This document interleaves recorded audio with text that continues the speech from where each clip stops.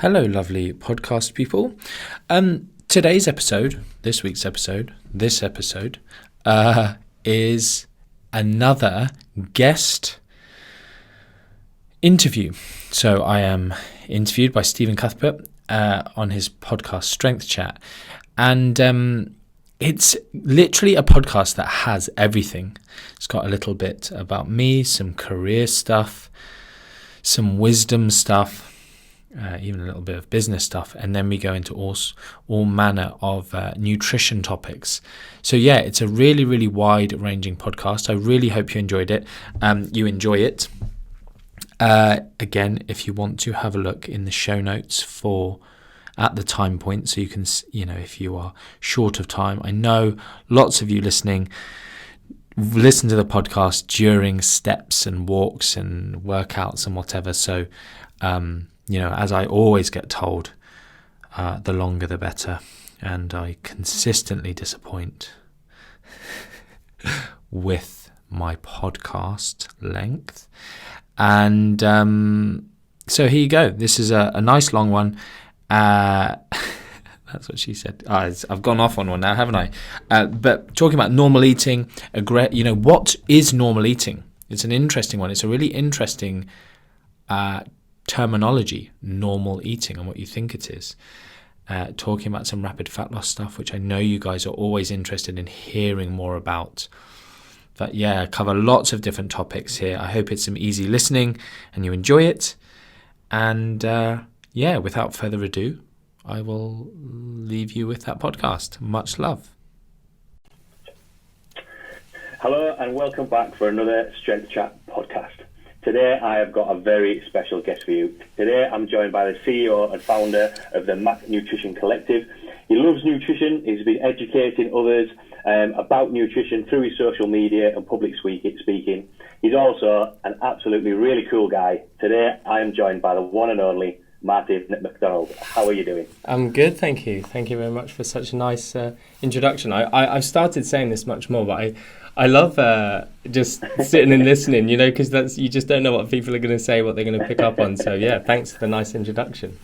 No worries at all. I like to, I'm sure as we get into a couple of topics and start chatting a little bit more, I like to try and keep the introduction as brief and just tease people about who's on, and then we can dive in a little bit more. How have you been? How are you getting on with everything? What's it been like rather than you hosting a podcast? What's it like you being the guest on a podcast? Yeah, I suppose actually I'm more experienced as a guest than I am actually as a podcast host. My podcast, I only started in December, I think, so 3 months ago. And my podcast's not as good as anyone else's. It's just, if you've listened to an episode, I'm just chatting really. So people like it. I think it offers something different. And I did say that the reason I waited so long because I wanted to offer something different, and kind of even chatting to you off air, it's you have in mind what the kind of feel you want for things. It's nice when someone knows what they're bringing to the table rather than just, I'm just going to do a podcast. And I had a podcast back in 2014, 15, 16 or something or other, but I co-hosted it with a dietitian, and because it wasn't mine, I'm a bit of a control freak, so I couldn't give it my all. And so it ended up fizzling out. Yeah. But I've really enjoyed doing a podcast. I much prefer being a guest with people like you who you have something you want to chat about. This is kind of like a social occasion for me, especially during the pandemic. I think it's more so during the pandemic, but in real life, like I work a lot. I don't have a great social life when I'm not touring, doing public speaking, that kind of stuff, which is probably funny because people have started saying, "Oh, you're like the Van Wilder of the nutrition world." It's just because it's like all they see is like partying on my stories, and I'm like, that's the 50. You literally have only the 15 times I went out for drinks in my in that year. You saw them on my story. It's like these people probably go out every week, every Friday night, every weekend, or every other weekend, or once a month. I'm like, yeah. So it's nice having a chat with someone who, who's interested in stuff, and also makes me feel interesting because you'll ask me questions that I can answer. So yeah, no. And how have you been getting on with lockdown? Have you had a chance to work on some other projects, or how are you getting on? Just in general life, because I know from having check-ins with my own clients, and obviously with the gyms closed, it's quite it can be quite a tough time for a lot of people. So how are you finding it and getting on with it from a work and just a normal life side of things? Yeah, so it's funny actually, because I was actually asked to do a call with a mental health charity about lots of this stuff. It was to do with loneliness, and I've spoken about earlier in my career where I went through a period of loneliness, kind of severe loneliness, I'll call it, but just a loneliness that really affected me. And I think a lot of people now, being a mentor to several hundred fitness professionals through our mentoring program and all of our students, I end up talking to so many people, and everyone shares a similar experience one time or another, and people feel it to a different degree, because when you work from home, or you are self-employed, or you're not an employee in an office and this, that and the other, even if you're sat in coffee shops, it can feel lonely, and some of those deeper connections or chats don't happen. So talking to people about that, and realizing that it's such a widespread thing in our industry for people. Yeah. But then, what are we on now? Lockdown 3. It's each one's kind of been a little bit different for everyone, and I'm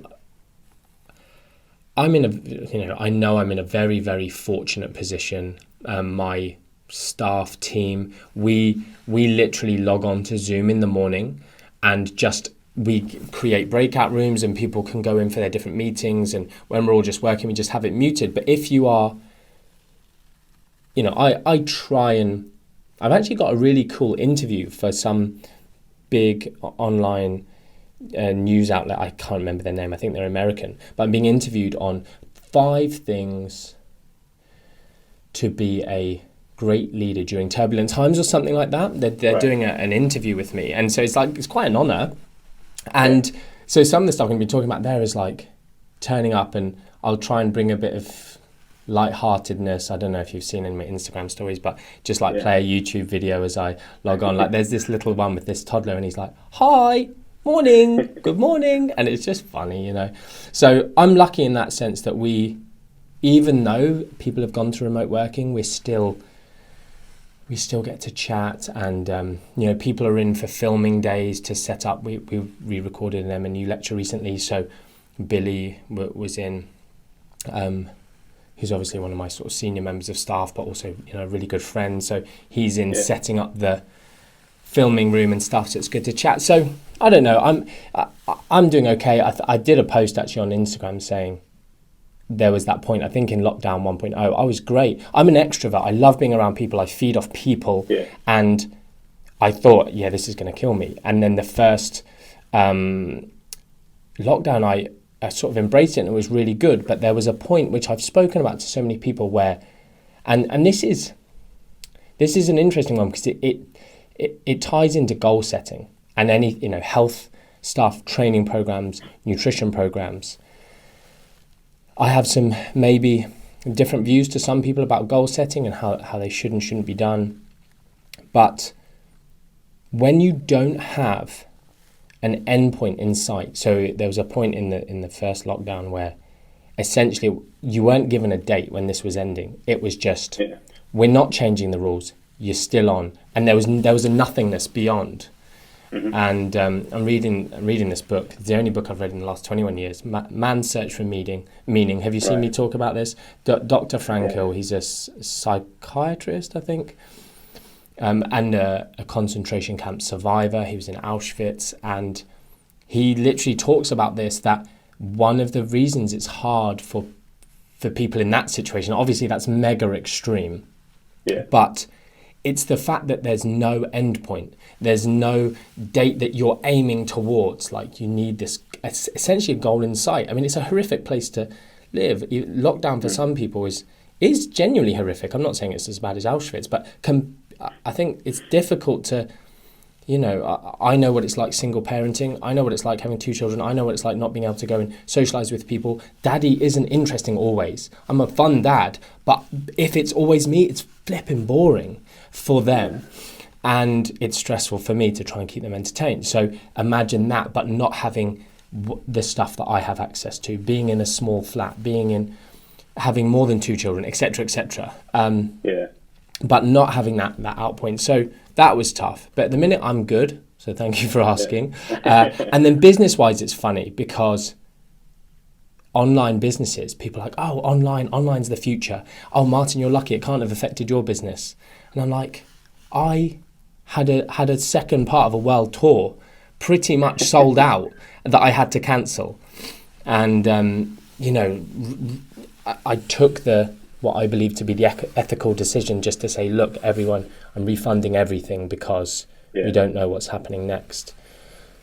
And, you know, again, lots of our students and mentees were massively affected as you've kind of mentioned, gyms closing. Lots of people that we mentor and study our courses are personal trainers, nutritionists in gyms, and then even just people kind of being made redundant from other jobs or furloughed. And so dealing with all of that, it's been, so when you say, did you get any chance to do any new projects? Not really. And actually our biggest project right now, which is the layperson's course that we're creating, the MN School of Nutrition. It's our professional qualification, is obviously huge and well respected, but my following is that I have a lot of general population followers, and everyone wants the course. So we're trying to create this course and they're like, oh, you must have loads of time to write it now. And I'm like, well, actually, I'm dealing with moving my whole staff to these different back and forward remote working and refunding thousands of tickets and dealing with people who, if they don't get a refund within 5 seconds, they're emailing you going, it's not in my account. I'm like, okay, it will be, just give it a minute. So anyway, it's been up and down, but I'm super happy and I have had time to, a bit bored on evenings, to create a podcast, which is going quite well. So yeah. Oh, cool. Yeah, I think when you were saying there about Zoom meetings and everything, I do find it, I think you've got to have a little bit of lightheartedness, and I think you've got to have a little bit of humour around there. I know, with the meetings that I have with the coaches that I work with, I think, sometimes it can be, we'll rock up, all right, how's everything going? Right, well, it's the same as last week because the gym's still closed. Yeah. But, we started doing. So every week, one of the coaches brings. They have to bring a presentation of what they're currently learning. Oh, cool. We've got coaches from different backgrounds. A combat and mobility sort of specialist, and a speed coach. So there's all different things that we can, and it makes it a little bit more interesting, and especially when a lot of clients this week have asked, when do you think gyms will be reopening? And the honest answer is, I don't know. Yeah. So just to have these little things that are keeping people interested, I think is sometimes key. And sometimes, equally, you're not always going to have the best day in the world. But yeah, I think a little bit of humour goes a long way sometimes. Yeah, I have genuinely thought about that. We have a very close team, and so we have lots of our own little in jokes, and it's cool because everyone can kind of join in and make. We've recently, a new employee has joined, and she's just slotted into the team super quick, and because she's like, what did she say? Oh, it's kind of funny actually. Someone had asked me a question on Instagram privately, and I screenshot it and sent it to the team and said, I don't know if our email, because she had asked me something, I said email the team, they'll give you a much better answer, they'll be able to go, I'm typing on my phone, they're on a computer, that's their job to do that, they're amazing, they answer these questions all the time. They can go back and forth, they can send you links, like I'm on a phone, on the move. So I said that, she was like, thanks so much, so she emailed them. Then she came back to me and then asked me another question. And I said, did you email the team? Sort of winky face, because I was sure the team would have told her. And then she was like, yeah, they said this. And I was like, oh. So I screenshot and said, guys, I'm sure you probably did tell her, but we all make mistakes. Can you just double check? And maybe we need to adapt what we're saying, because it clearly wasn't clear to her. Anyway, I actually then went away and muted myself. I think I was doing a story by my window and I heard chatting, and Olivia, who is kind of one of our longest standing, she's like customer relations, marketing executive, administration, she said, oh no, I did say that, this is what I said. And then this new member of staff, she's been here a few weeks, she just goes, maybe she just wanted to slide into Martin's DMs. And I was like, just hilarious. I was just like, well played. Like, it was just funny. It's the kind of comment, it's just nice, isn't it? Being in an environment, I'm kind of proud. I fostered an environment where she can say that in front of all the senior management. She didn't know I was there, but you got Sarah, Billy, Amy, like senior management, all the other members of staff who she's only known for a couple of weeks. Just funny. So I think you're right. Humour, it's good, isn't it? It just diffuses situation. It's like, oh, I'm having a crappy day, but it was nice to laugh. And actually, I do know there are some people who work in kind of mental health services, and they encourage people. And one of my good friends did this for a block of his life. He would wake up, and he had all these routines that was helping him with, essentially depression. And he would watch 15 minutes of comedy, so like, professional comedy, every morning. And I was like, what? Why don't we all do that? Like, imagine waking up every day and laughing for 15 minutes. Like, when I wake up and I have the babies in bed with me and they're doing funny stuff and it makes me laugh, instantly I'm in a better mood. Like, why aren't we all seeking that out first thing in the morning? I mean, you've given me ideas here, actually. I might do a podcast on this. Well, it is. It's one of those things, and especially saying there about a newer member of staff, we've got some. We obviously we haven't run an intern program at the gym this last year, just because I don't think we could give it enough attention. Yeah. But we probably could done with the in and out of lockdowns. But even some of the younger coaches who are interns, who are now like full-time members of staff, they've been presenting and having a little bit of a questioning things, which I think is good. And I think so much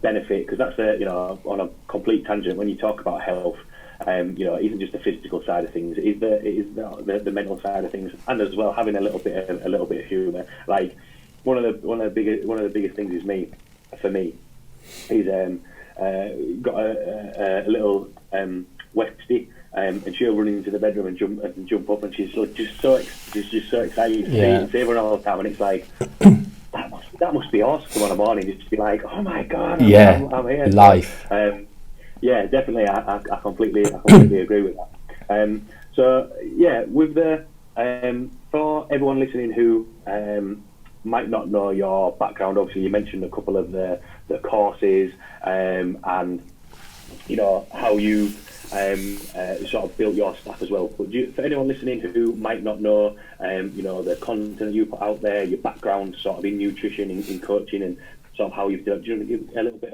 of a background to yourself? Yeah, so it's funny, it's like the older I get, the longer my intro becomes. So I'm trying my absolute best to make it short. So my initial career was very performance nutrition based. So I mean, the way I kind of, I guess, got into that was through, I competed in natural bodybuilding for 5 years after snapping my ACL, completely rupturing, and never got it corrected, but ended up weight training, was obsessed with muscles from a very young age, a bit weirdly, and ended up training and then competing in natural bodybuilding. I was terrible at it, but it really got my mind working about nutrition. And then I did my degree and then my master's in sport and exercise nutrition. And that led me to working with, say, British weightlifting, who, I went to 2 Olympic Games, kind of 3 World Championships. That was an amazing part of my career. So interesting. Loved working with the guys. All the big names that people would know that have been our medalists, and also Paralympic powerlifting, which was absolutely fantastic, which is, essentially bench press, seeing the phenomenal feats of strength there and the way athletes train. And then that just expanded when I started my consultancy in 2008, working with then just a variety, started working in professional football, then started gaining kind of individual clients, triathletes, etc. I just love nutrition. I don't really have a specialism. I suppose my specialism has been around body composition originally, which helps because everyone loves body composition, like loves or needs a manipulation of or wants. You work with triathletes who are burning thousands and thousands of calories, but they just want to be 1 pound, 2 pound, 4 pounds, 6 pounds lighter because then my hill climbs and and you've got other people working with them not very well and they're getting lighter, but their power to weight ratio is going down, which it should be going up. So there's no net benefit because they're not understanding a performance mindset of you're just trying to change a variable. You're not looking at the outcome. So we then started applying. I ended up working with some C-list celebrities who released fitness DVDs in the big mass media. And my career kind of took off from a consultancy point of view. And again, the body composition thing came in, weight loss, fat loss. And so then Mac Nutrition, the consultancy, grew and grew. And we started a mentoring program, a weekend mentorship, where lots of the big names in the industry started coming to our mentorship weekend because it just gained this reputation, which is, I was super proud of it. I just love nutrition. So just the chats on those weekends, and I don't know why people have asked me about my sort of critical mindset and exactly how it came about. And I've got different theories and different influences, but the critical mindset that people were going away with, like no one pays to go on an expensive 2-day event of learning for learning critical thinking. It's like, bothered, give me, cool stuff. But so we never could really sell that, but that's what everyone would come out of that weekend going like, I am so much better than I was before, and I can't even really tell you why. But those people have gone on to be, some of the biggest names in the industry. So, and then people were just desperate for something longer, something long term, and that's where our Mac Nutrition Mentoring Lab was born. So it was the Mac Nutrition Mentorship was the 2-day weekend. That became our now online group that then has various in-person days when we're allowed to outside of pandemics. Yeah. And then Mac Nutrition Uni, which is obviously our 12-month nutrition qualification. And that, I guess, is who I am now to some extent in terms of it went global and kind of a bit mind-blowingly. I guess through just having a long career of, hopefully putting out. One of my best friends said to me the other day, he was like, he's been there since the beginning, and he knows all of the times that I've had chances to sell out and I've been offered big money for different deals and this, that, and the other. I hate business meetings normally because the mindset of other people, and like I said, I'm a control freak, but also a perfectionist, and I'm just not motivated at all by money. So, this layperson's course, we could budget, we could have released it already. It would make loads of money, but I wouldn't be proud of it, so it'd be pointless. I don't have any chance to spend the money, so what's the point? I'm just going to make it really frigging good so I can be happy and proud of it, and then live off the testimonials of people sliding into my DMs going, oh my goodness, it's changed my life. Like, that's the point of it. Yeah. So, we're doing that, and it's going to be great. And then the other side of it is now, because I have a great team, and because I just love interacting with people, we've obviously started doing these in-person talks. So my tour in 2019 was phenomenal. Probably the best experiences of my life, being on stage talking to these hundreds and hundreds of people, audiences, and seeing kind of lives change. My PA, every time we get like a testimonial and it goes, it changed my life. And so now every time she's like looking at any like marketing copy or anything, she's like, let's put it changed my life. And like, I find it so cheesy, right? Like, she's like, no, but Martin, it is life changing. And I'm like, I know, but it just sounds weird. I feel funny saying it. She's like, no, you have to say it. It's the truth. Everyone says it. We'll use their words. But anyway, so in a nutshell, that's kind of what I've done, where I am now. Oh, yeah. Cool. And was it, because obviously, starting from a performance side of things and having seen, doing the tours and the public speaking that you're doing, was that always something that you wanted to gravitate towards? Because I know, I always like to ask about people's backgrounds and how they progressed through, and whether it was a point of, you just loved and enjoyed what you were doing, and it was just sort of a natural progression to get to that point, or did you always, from the education and from first starting out, did you always want to kind of educate people and do talks? And because I know, from all of the content you put out there, it's actual information that you can take away and be like, all right, okay, so actually I don't have to massively overcomplicate this. It's like actual tools that you can use. Was that always the plan as you sort of progressed? Yeah, two things to pick up on what you just said, and I'll go for the second one because it's real quick. But what you've said there, I find it a compliment and I appreciate it, in that it's actually a recent change that initially I wanted to be. I value my intelligence. It's part of my, people call about this identity and identity-based behavior change and all this kind of stuff around identity. And it's something that from a very young age, I had my IQ tested. It was very high. My dad was very, very clever. And so it's always been something that I value. And so then growing up, I wanted to be the cleverest person in the room as a kid, and then going into as an adult, and therefore I wanted to be the cleverest person in the industry, and I wanted to be this, that, and the other. And so I read so much, and I knew everything, and I have a very good memory, and so I can talk in certain ways, and I can talk about really in-depth subjects, and I can learn super quick. But there was a point, maybe 4 or 5 years ago, where I went, this is literally useless to most people. Like, I can sit in a room with 20 coaches, 20 academics, and enthuse them and teach them new stuff, but what I love is people and helping people, and I had to literally take this moment of, I need to humble myself and not be a world beater.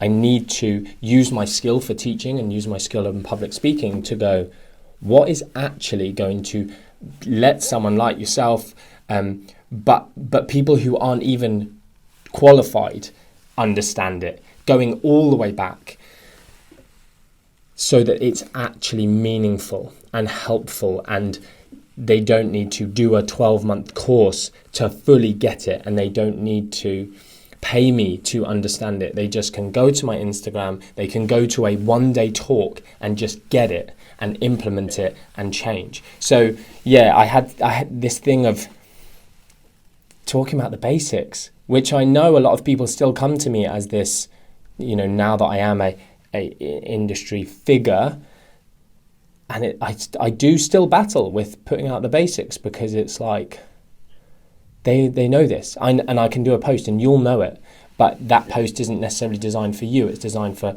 a client type person. So going back to, was it a plan?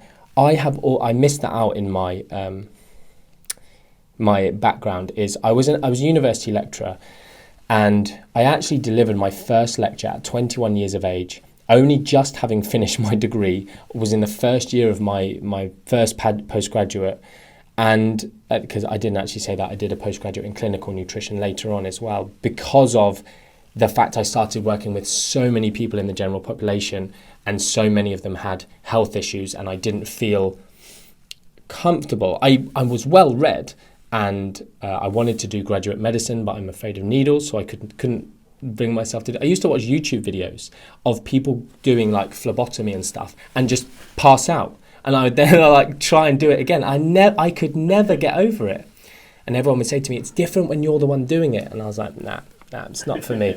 I'm too terrible with gore." And so I did this clinical nutrition thing to basically just feel, I suppose, like I was doing the right thing by clients if I started to work within the clinical areas. So I gave my first lecture at 21, and I was literally lecturing third year degree students, BSc nutrition, and I was like months ahead of them. And some of them were mature students, so they had like 30-year-olds and 40-year-olds and 21-year-olds, and I'm still 21. But it was like a 200-seater lecture theatre, and I had just come out of the gym, because actually my first ever lecture I was covering a senior lecturer, and I walked in my gym stuff, drinking a protein shake in front of a 200 lecture theatre, and it was exhilarating. Like, other people would hear that and go, it's my work. Like Sarah, our head of nutrition, she's like, that's my worst nightmare. There are very few things in the world that would be worse for me than being put in that situation. I was like, it's one of the best feelings ever. And so I always knew I wanted to, and I found posts in like 2012 going, I really one day hope that I can just make a career out of just public speaking and educating. That's my flipping Alexa. I should have unplugged that.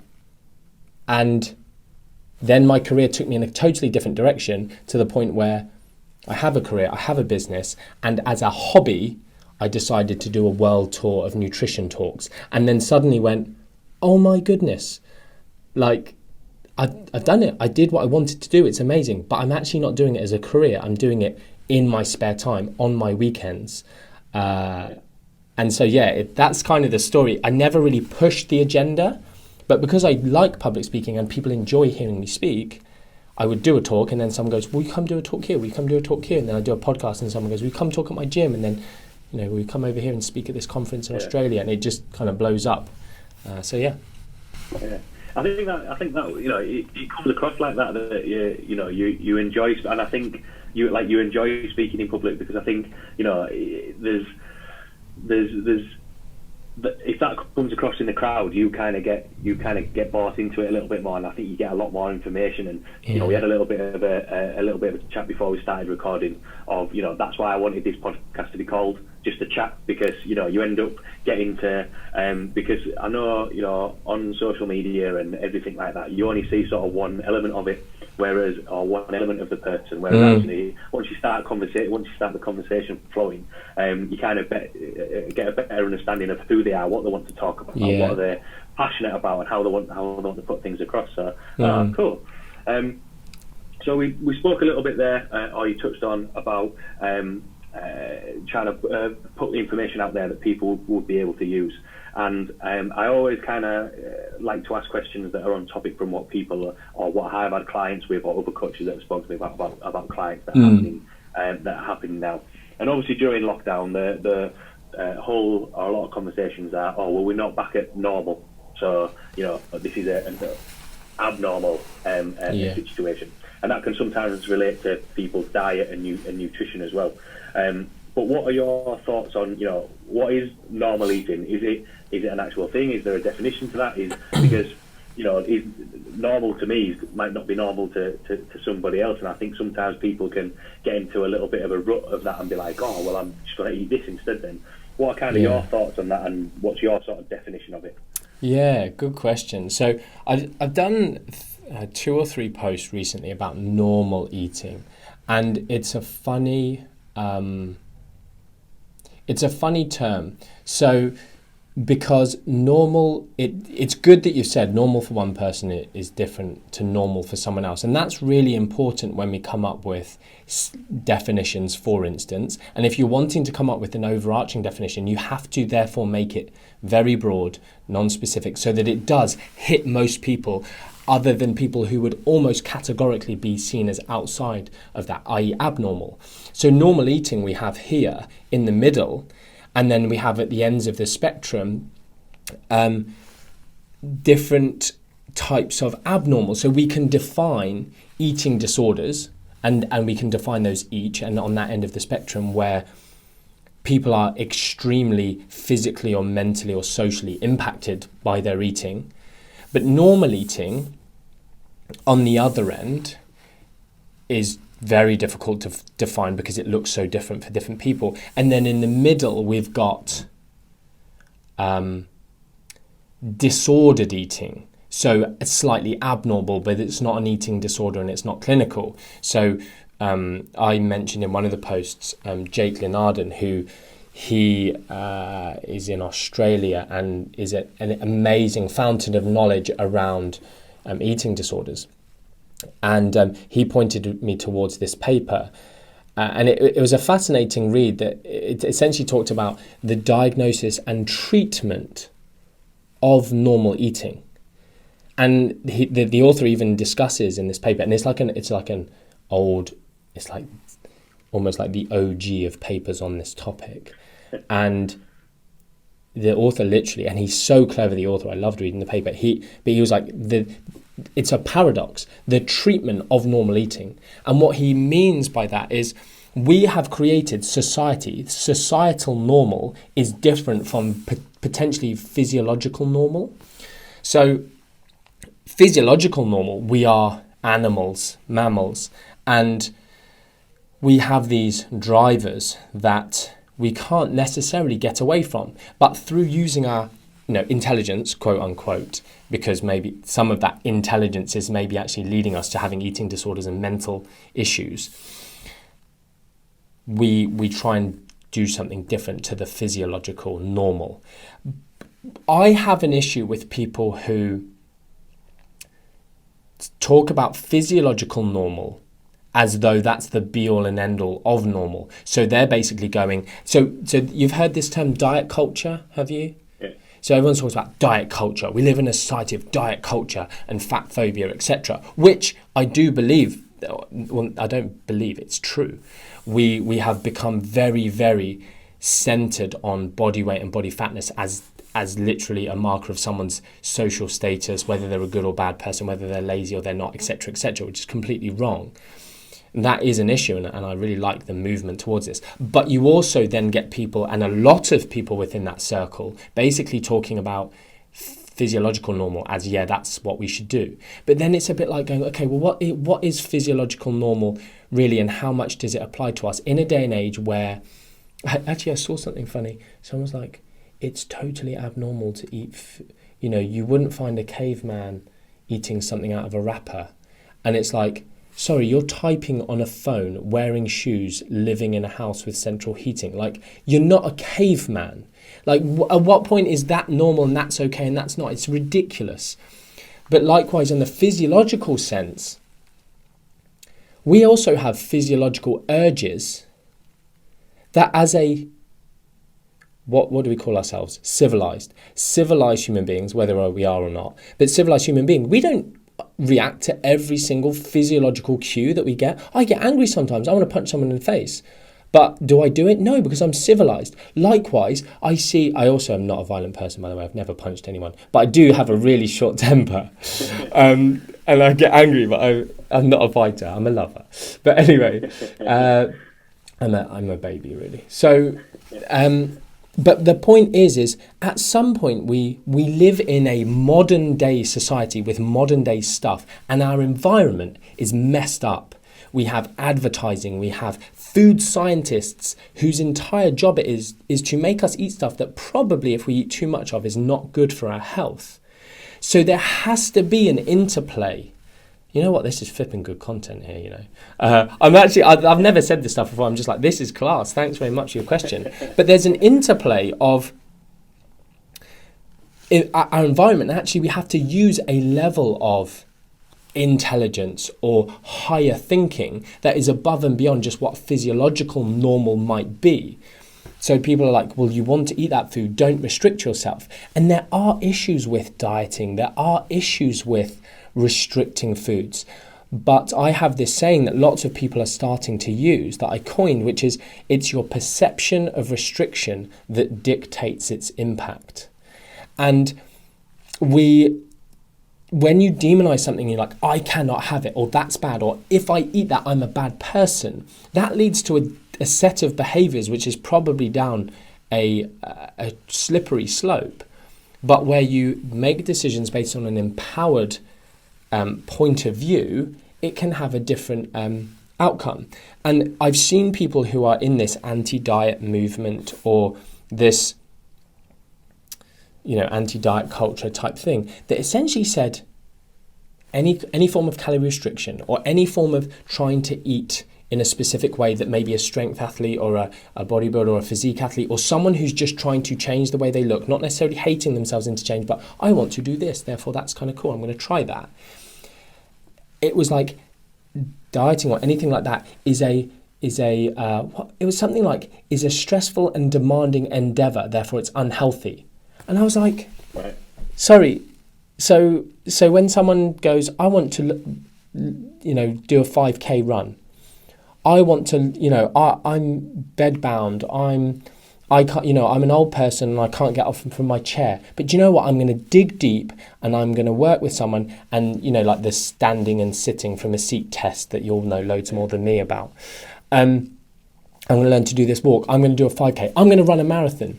Don't do that. All these things are physically and stressful, mentally demanding, and they tax you. They're bad for you. It's ridiculous.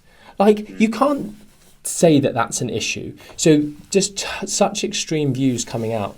So normal eating, we have to then take it back to, for me, the broad overarching definition you can give is when something starts, what's abnormal, and anything that's not abnormal is therefore normal, is when stuff starts to have negative mental, physical, or social impacts on someone, and when those become significant. So I understand when some people start eating healthy, actually their friendship circles might change slightly. If someone stops smoking or regularly binge drinking. I say regularly because I sometimes partake in that.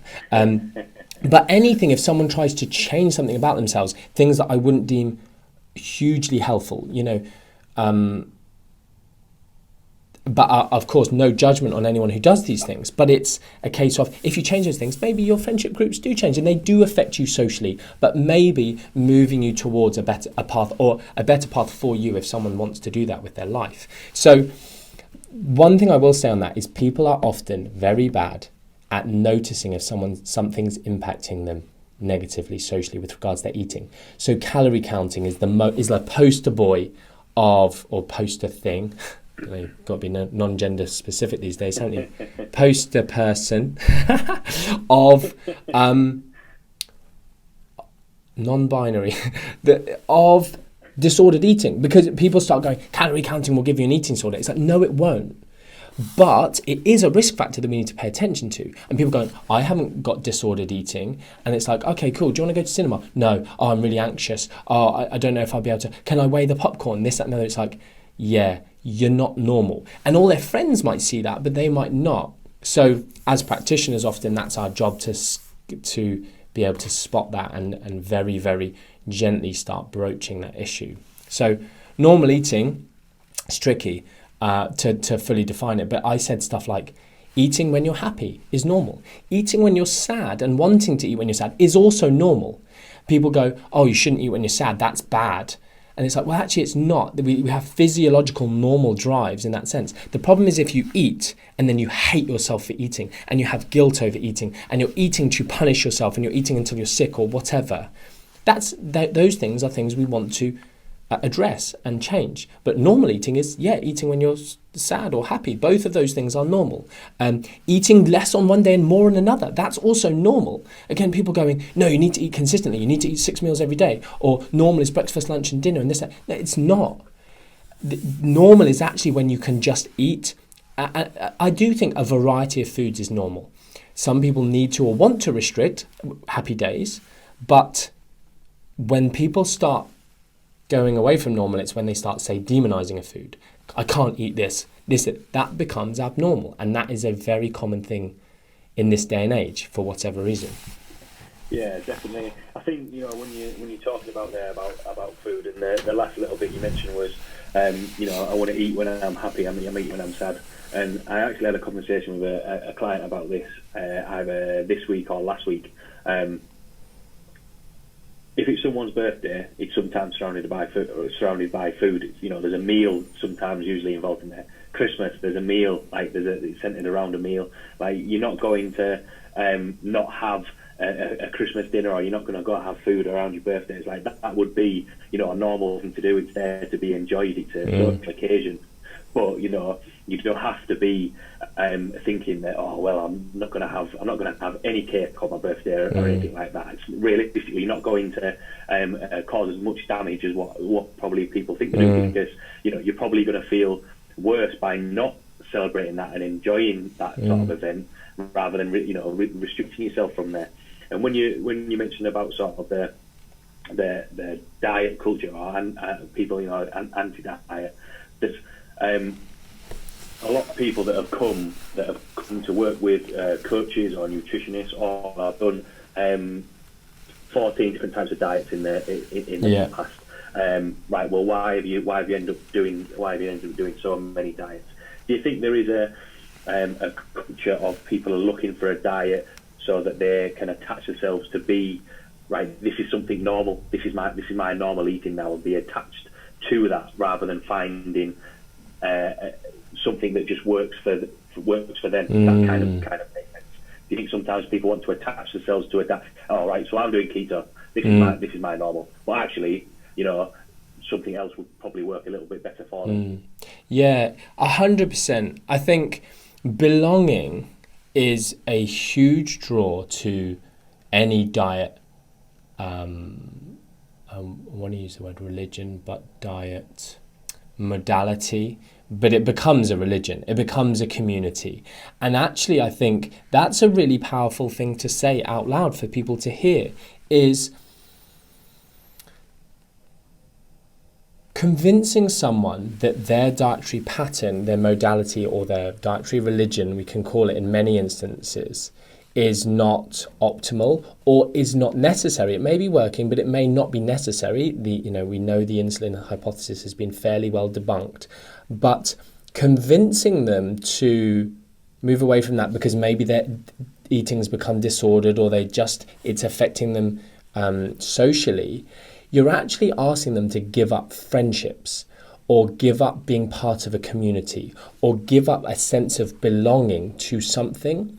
So you're not actually, I talk about this, and actually your question has added another thing to my answer in this realm, is of no amount of science is going to convince someone that their personal life experience is wrong or incorrect or didn't happen. It happened to me. I felt it. You can't give me any of your fancy mumbo jumbo about insulin that's going to convince me that when I cut carbs, I didn't lose weight, because I did, and I felt it, and I actually felt good. So there's a discussion around that of going, I understand it did happen.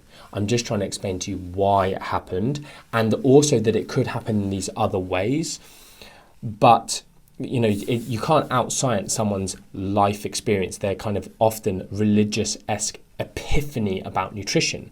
But you're also saying they stop doing keto, and suddenly all their friends or everyone on a forum or in a Facebook group who they've actually come to quite like as human beings, they're not going to be part of that hardcore crew.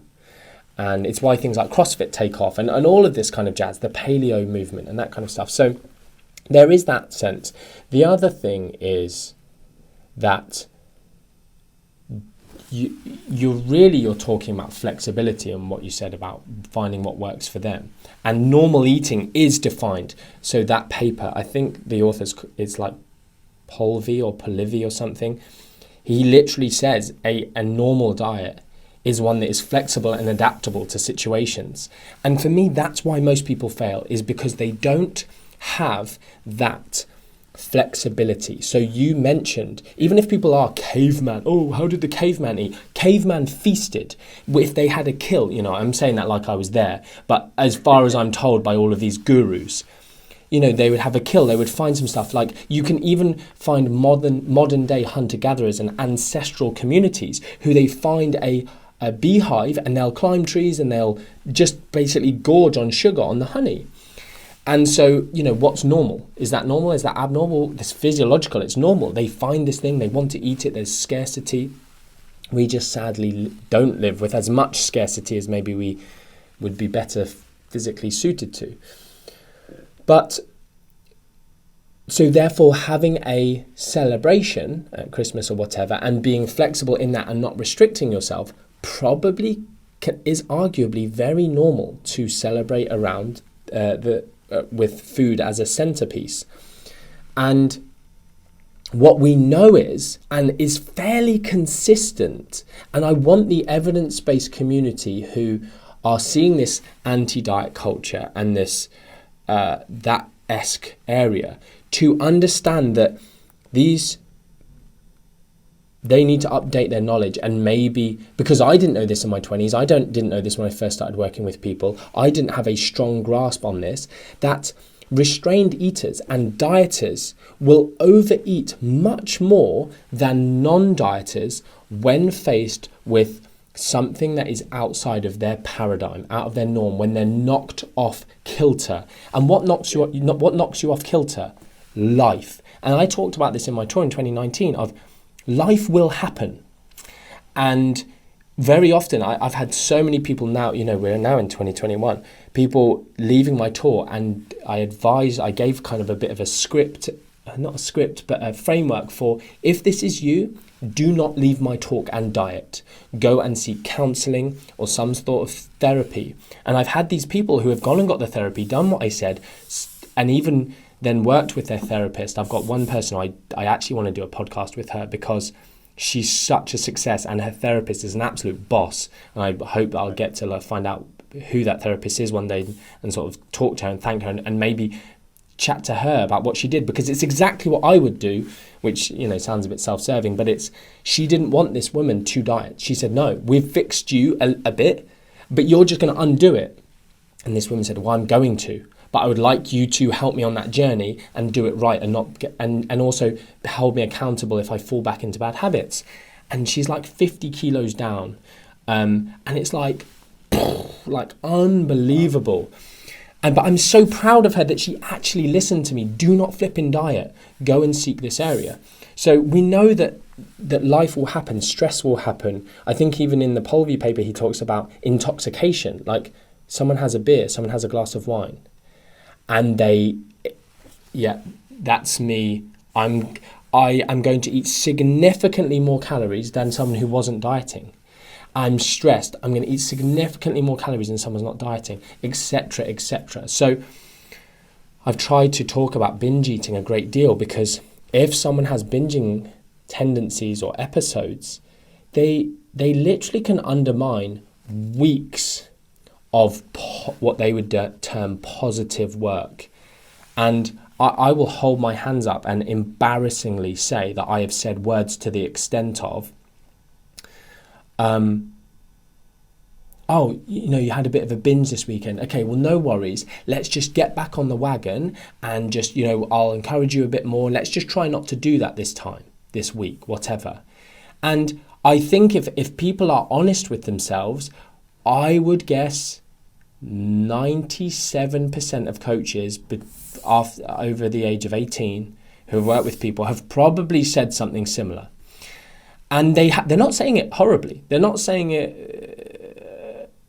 We all mean well when we say it, but it's at 21, at 23, when I said these sorts of things, I had no clue that maybe that one-off binge would then become a slightly more regular binge, and this, that, and the other. And I don't have any, really shocking, terrible testimonials to give.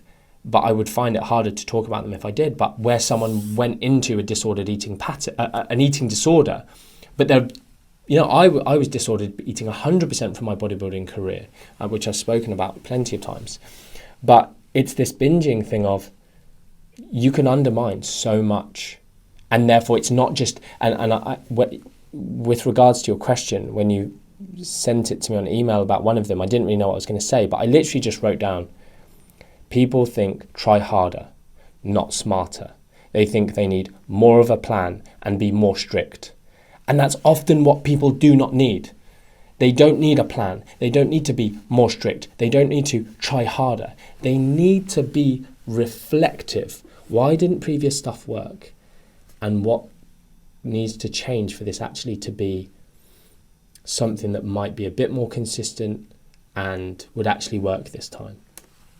Yeah, definitely. I think it's whenever you have a plan and something like that happens, let's just keep sticking to the plan. Let's just keep going. Whereas it's my fault.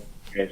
I think sometimes one of the biggest things that I found, over the last year of lockdown is, having more conversations with clients and getting them to asking the question, well, what do you think? What do you think has gone wrong? And exactly like what you say, I think that's a good way of looking at it, being a little bit more reflective and be like, okay, so let's learn from this then. How can we improve from there? And if we can't do plan A, which is optimal, right, let's try plan B, C, D.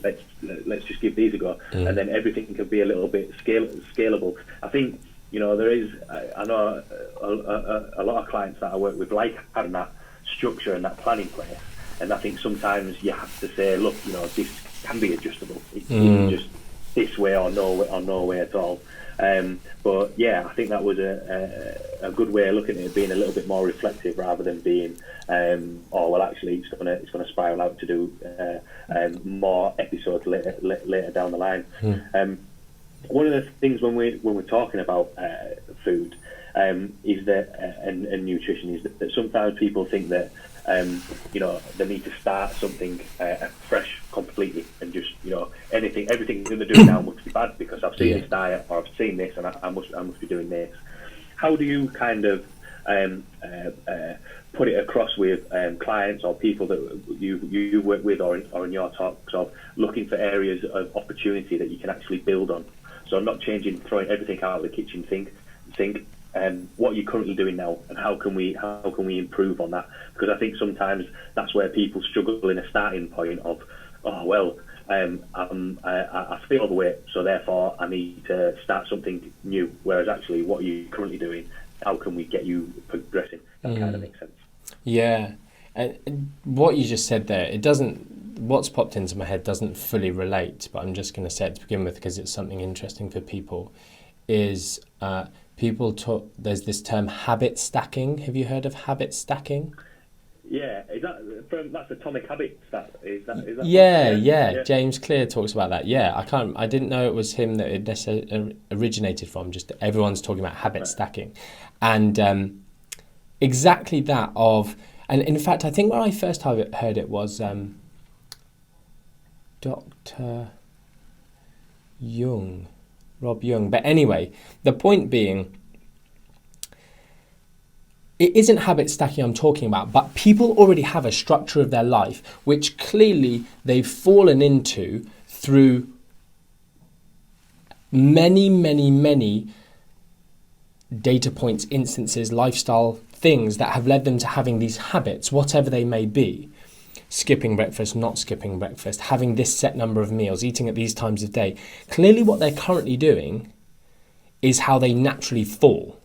And therefore, if you can build a framework on top of that, it's a lot easier than fully changing stuff. So often it's like, I want you to change this, I want you to change that. And all that does is it taxes resources that people have. So it's not habit stacking, but it's like, right, you tend to eat at this time, and this is that time in relation to, say, an exercise session or not, or bedtime or waking. And how can we improve those instances?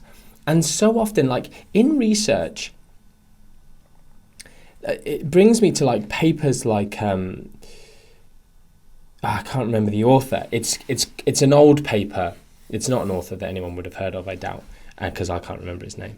But essentially, just giving, I think it was something weird, 48 grams of whey protein, right? And that's all they did in the study, nothing else.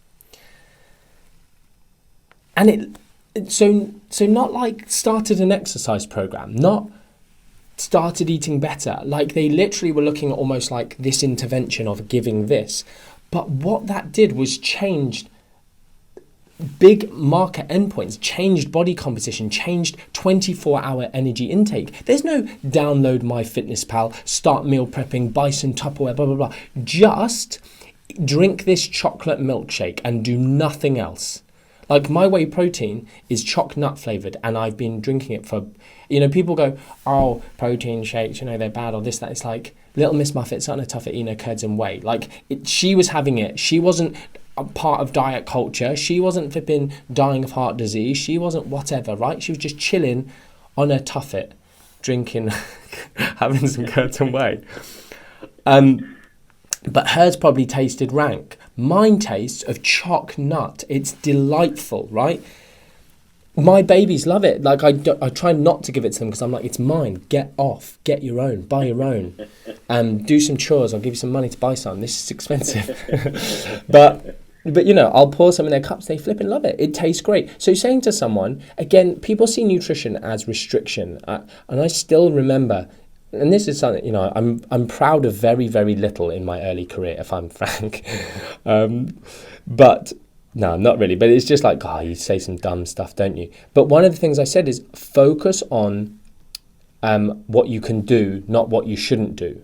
So what can I do? What can I add in? Because taking away is just always this negative thing of like, right, if I'm going to have to restrict calories, I don't want to be restricting anything else. So, whether or not you're going to do that, because again, I talked a lot about this spontaneous calorie reduction, which is what happens when you have 48 grams of weight in the morning, spontaneous calorie reduction, so that 24-hour energy intake reduces. But what are you doing? Drink a chocolate milkshake and it tastes delightful. So when we talk about what are they already doing, it's what they're doing and when are they eating and what's their current habits and how can I improve that?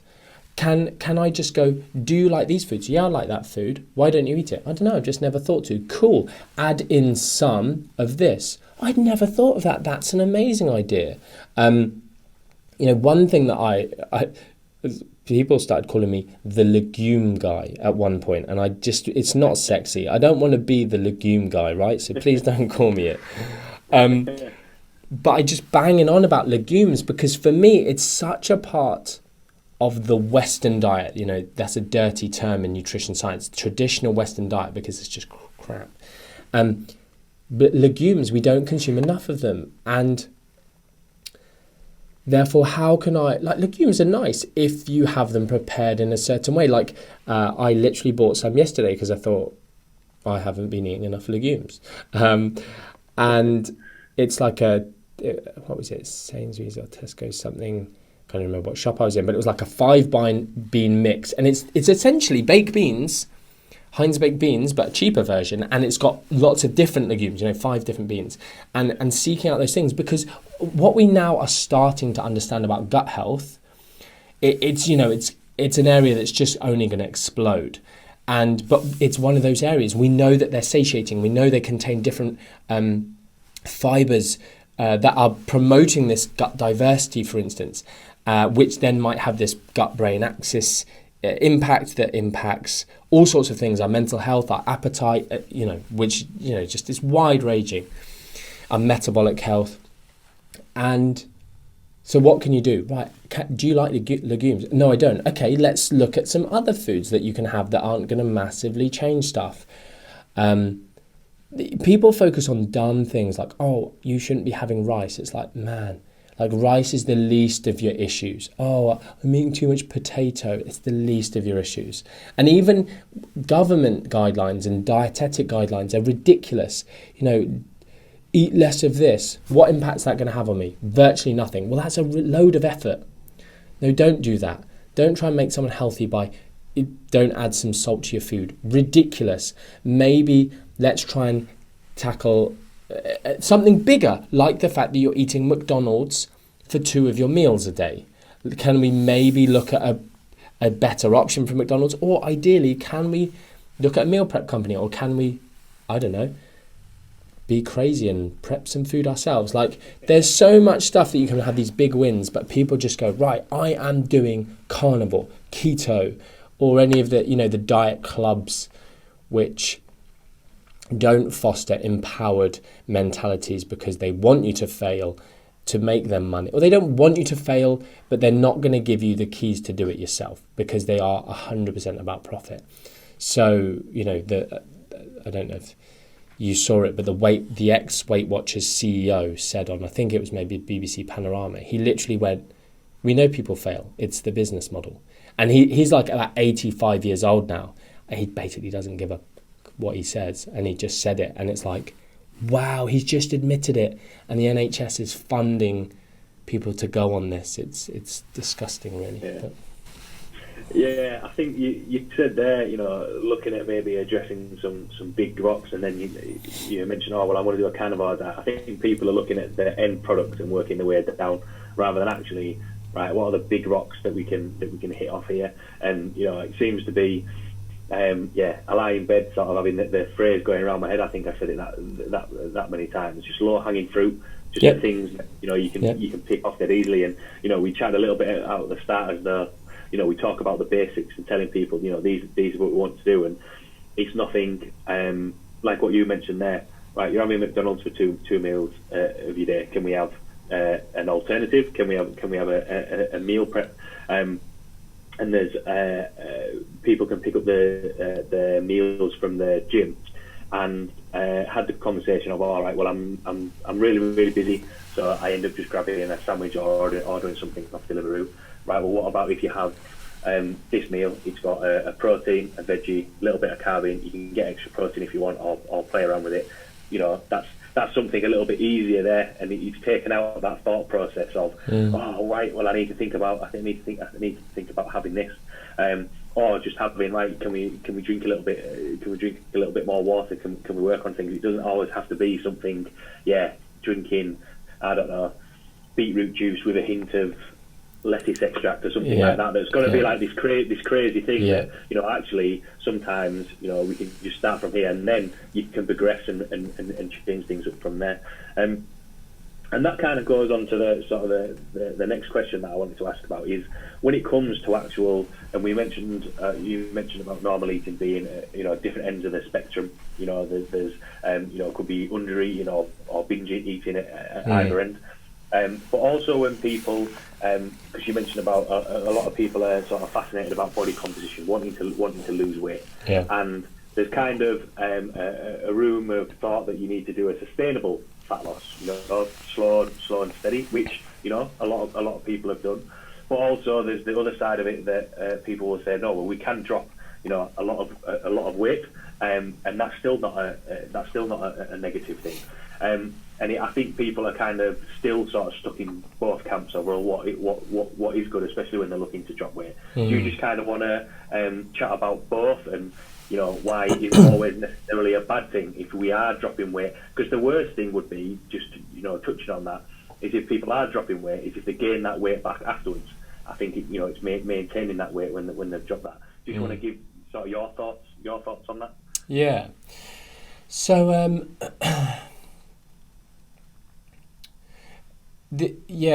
was just trying to connect something you said earlier, because it fits in really nicely.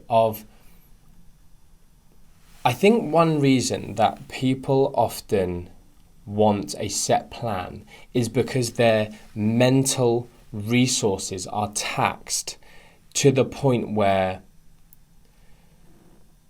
they need something that they can just hold on to, and someone's almost got the reins. And if I just follow I did this post on Instagram, I was going to say funny post, but that's subjective. I found it very funny, many others did, but about the C diet.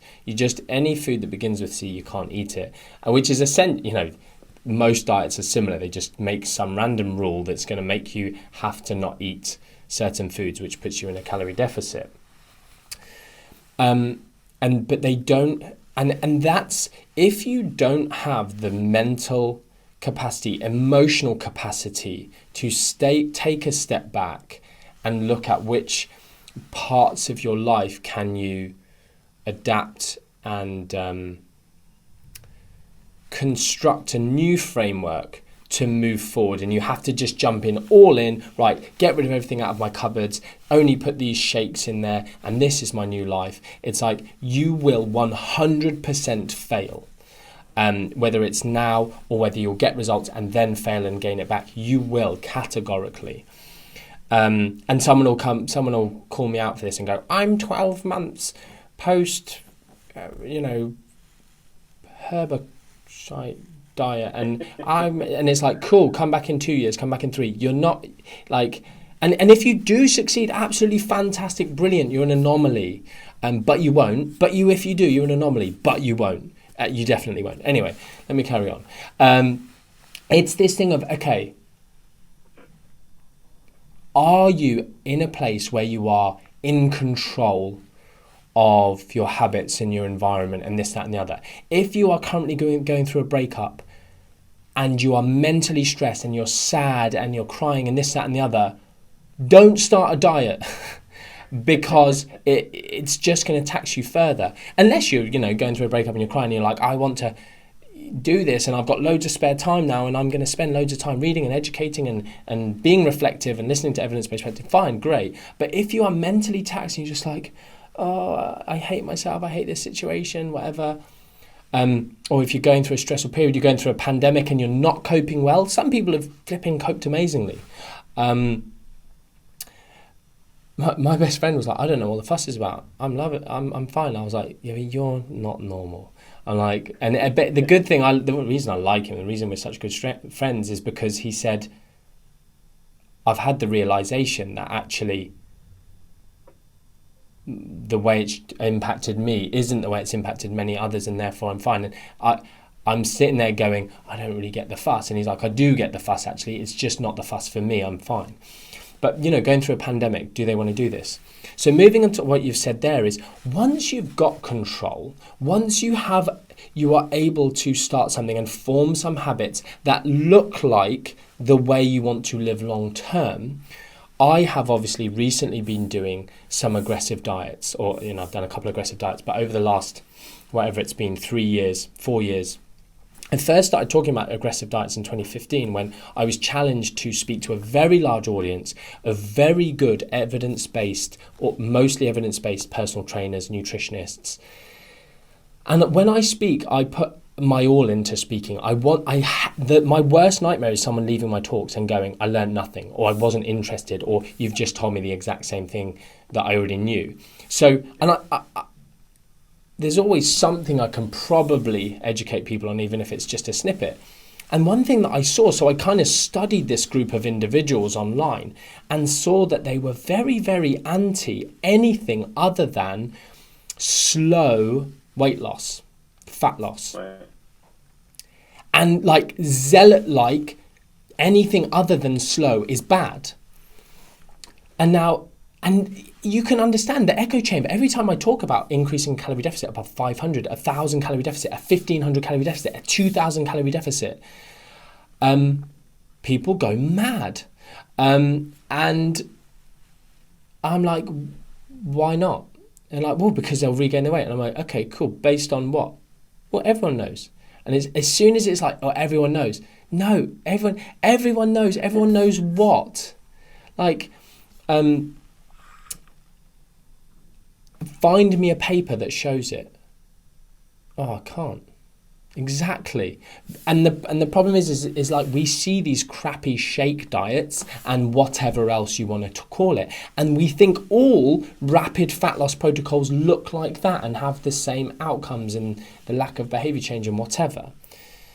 But then we look at the evidence, and the evidence shows. And what's funny is I couldn't do that. I'd be starving hungry. And I'm like, if I do a 500 calorie deficit, I'm starving hungry. If I do if I eat 900 calories a day as a male who weighs between 80 and 95 kilos, depending on where I am in my life and how I've been eating, whether I've been bulking or sulking or not training or whatever, 900 calories. People are like, what? And I'm like, yeah, and weight training on the same day. They're like, what? And I'm like, yeah, and I have no hunger. What? Yeah, try it. And it's like, okay, but that's an N=1. It's not an N=1. There are thousands and thousands and thousands of data points of people doing very low energy diets and hunger being switched off. And why that is, there's not lots of theories. I have theories, which would take a bit too long to explain. But the most simple one to explain is ketosis. And we understand that you don't have to do a keto diet to get into ketosis. And we see blood levels of ketones increase on these very low energy diets. And the impact of it is you do the fat loss bit and it gets over and done with quickly. And you're less hungry. Being not hungry on a diet is flipping class. And also getting on the scales and seeing them go down. And I've actually got a talk on this with all of the research. For any, if anyone's listening, this is going to sound like I'm selling something here, but it's I have this talk that I delivered back, I can't remember when, but it was at a fat loss conference, and Spencer Nadolski talked on some amazing stuff, and I did this thing on essentially rapid fat loss, evidence-based rapid fat loss protocols, and loads of people have watched it, and it's like £45 on my website. But I literally in the last month or so have been talking, because I've been talking so much about this, and people are like, can you tell us all the references? Can you talk more about it?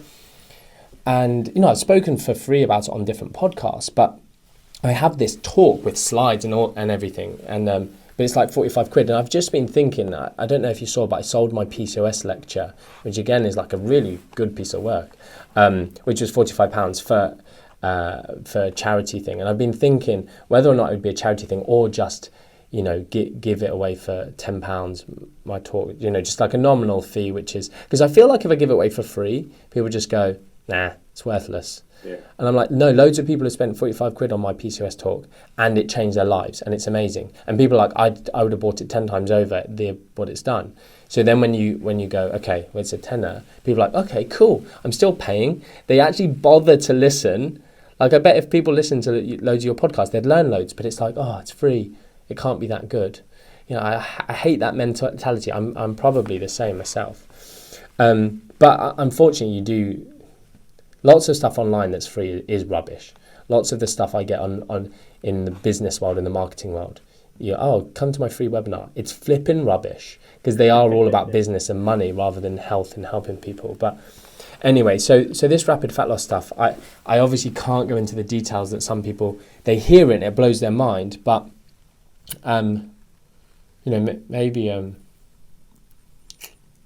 send you a link and you put it in the show notes if I do that, and people can go and research it more. But it's this myth of you will regain all of the weight.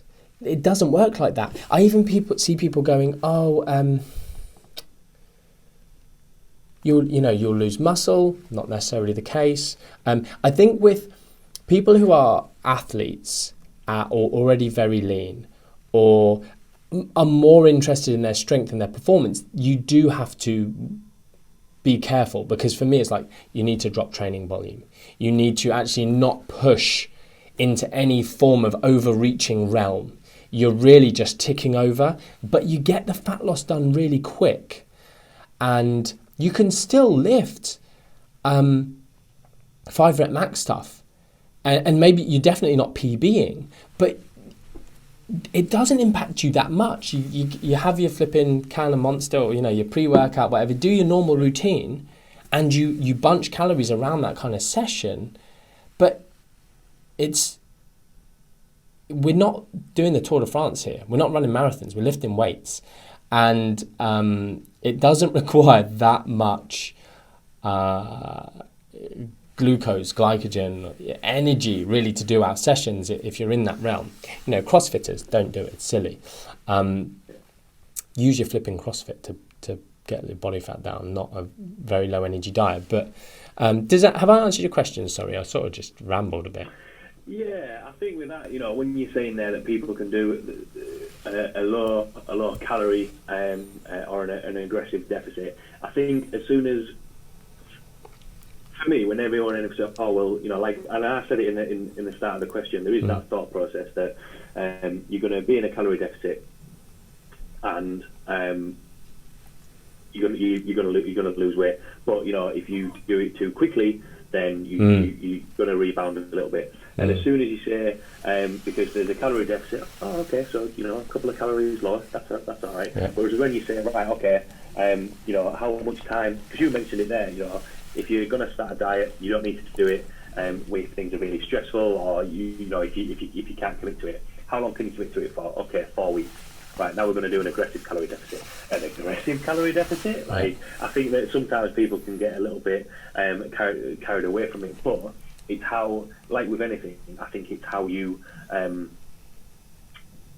it's how things are done and followed up properly. And you know, I said there about in one of the last questions that we were talking about right, well, I'm only going to drink beetroot juice and the essence of lettuce. Yeah, if you're having that, you're going to be feeling tired. You're going to, you know, potentially lose muscle. You're not going to. But you know, like what you said there, right? Well, I'm still doing weight training. I'm on 900 calories a day. I'm still feeling good. You know, and I'm not feeling hungry. In terms of the, you know, he said there, if you are doing a London Marathon or the Tour de France, right, that's going to be a little bit of totally different scenario to work with. But you know, for the majority of people who are listening, you know, when we first chatted before we started recording, you know, a lot of people are into the lifting, into the weight training side of things, and you know, kind of coming full circle around everything with, you know, what's normal eating, you know, what are bad practices, and where people are struggle. I don't think it has to be you know, some outlandish crazy theory that people have to follow, and I don't think people, the biggest thing that I've kind of taken from especially on the last bit that you said there, when people say, oh well, they're going to rebound the weight, or you know, we're going to have 1,000 calorie deficit, why not? You know, because the for me, if you try it and then, right, I feel shocking, I feel rubbish, right, well, you don't have to still continue doing that. We're not going to be like, be reflective.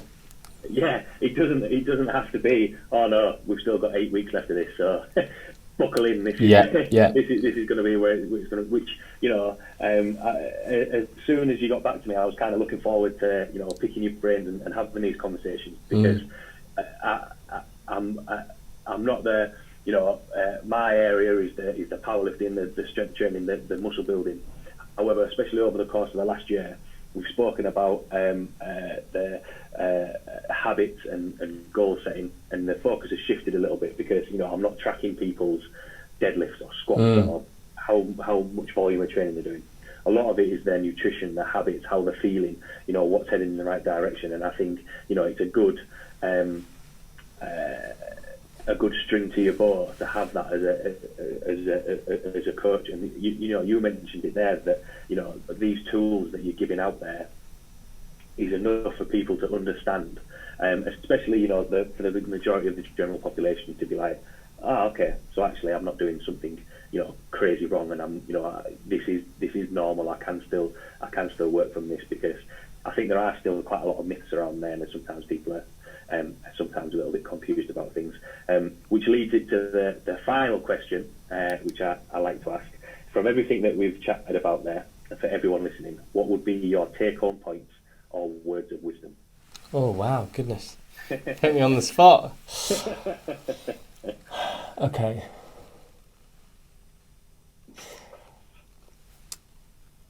I mean, I've said there about being reflective, right? And it's also, if you're going to do something, and maybe this is just because it's on my mind a little bit, is because I've done a post today on Instagram, and the level of stupidity is literally painful. And people have messaged me like, oh, yeah, so-and-so stupid. I'm like, no, I didn't mean her. She's actually asked me an intelligent question and challenged me. It's the people who are supposedly on my side who literally haven't got a freaking clue, but they're just joining in. And it's like, no, I'm not even going to like your comment because you're dumb. Because you're just going, no, that's not the case. And it's like, people need to have, the best thing I think a lot of us can do in life is learn to listen rather than just having our own biases. But try and prove yourself wrong. Like, if you say something, and this is that critical mindset that people do praise me for, is you say something, back it up. What are you backing it up with? So if someone goes, if you lose weight quickly, you'll put it all back on. Okay, back it up. What are you backing that up on?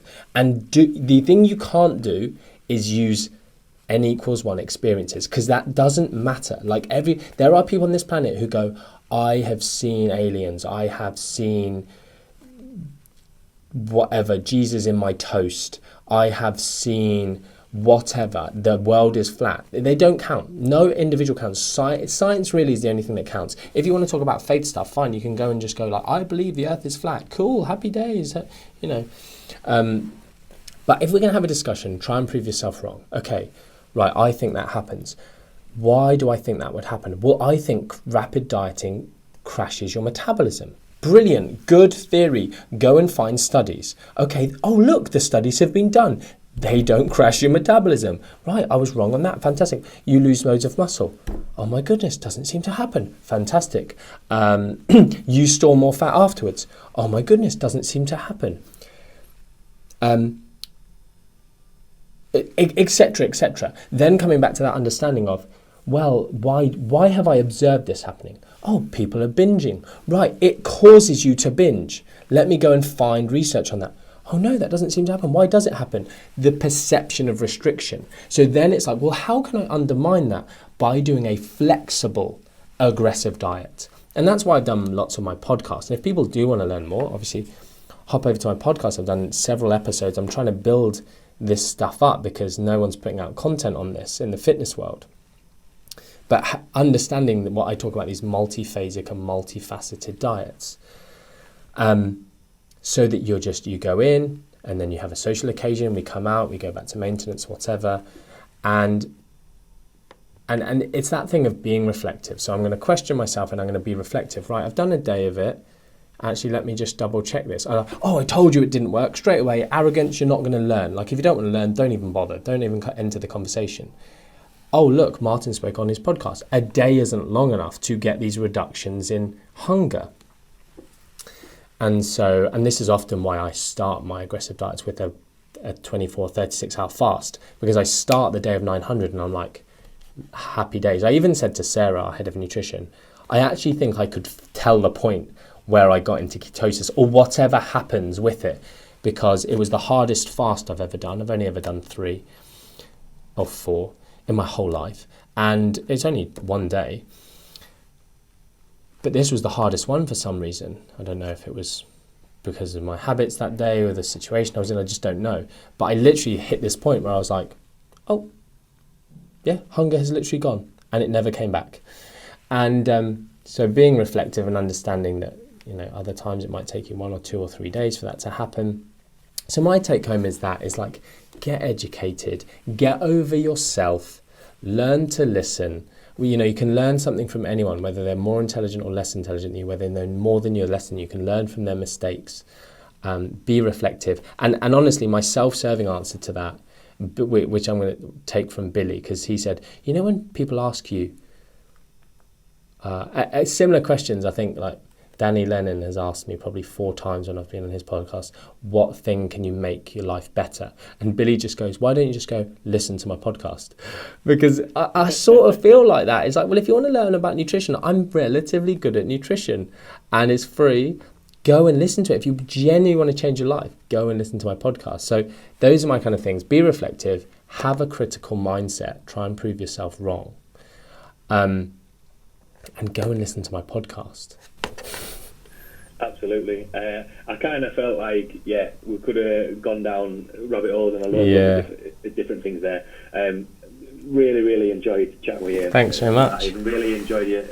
Really thankful that you took the time to, jump on.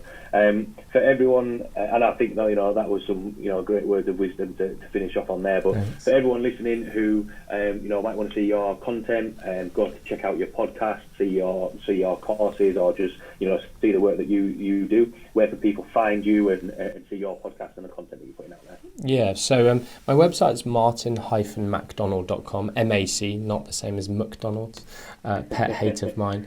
And so that, you can go there and find all of my guest appearances. So for instance, this podcast will, I'll link back to your podcast I've got like a whole page of all my previous guest appearances. And then I've now got my podcast on there, which is called Not Another Nutrition Podcast. I'm very proud of the name. And then really, I guess, my Instagram, I'm regularly there. I did a bit of a rant on my podcast recently, just basically going, stop following idiots on Instagram. Stop wasting your time, like following people on reality TV shows. Like, consume my boring content and change your life. I just went off on one. I didn't mean to, but I just had this thing of like, go and do it. Like my Instagram, I'm posting there regularly. It's good, but and read the flipping caption. rather than, people don't read the caption. Like, I think that's one of the issues with people commenting today. They've just seen the title of the video and commented. It's like, read the flipping caption. But yeah, that's where they can find me, pretty much Instagram and my website. Awesome. For everyone listening, if you haven't seen the content and everything that Martin's been putting out there, you're missing out. Go and find what he's doing. I know, from following his content for so long now, I've said before, it's tools that you can use, and there is the more in-depth information there if you want to learn that as well and get a little bit more of a better understanding, which is really beneficial as well. So thanks again, Martin, for taking the time to jump on. Thanks again for everyone listening, and I will see you all next week. Thanks very much. See you later.